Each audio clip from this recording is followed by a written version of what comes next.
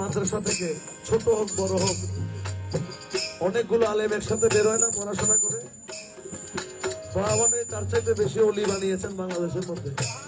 এমন কোন ইউনিয়ন পাবেন না যেখানে বাহাওয়ানের একজন খলিফা নাই। আপনারা গিয়ে তালাশ করে দেখবেন বাংলাদেশ। আমরা শরীয়তপুর গেছি মাহফিলে, ওখানেও বাহাওয়ানের খলিফা বিদ্যমান, ওনার নামে গৌসুল আজম রহমান মৌলা বাহাওয়ান। আখির পুতুলি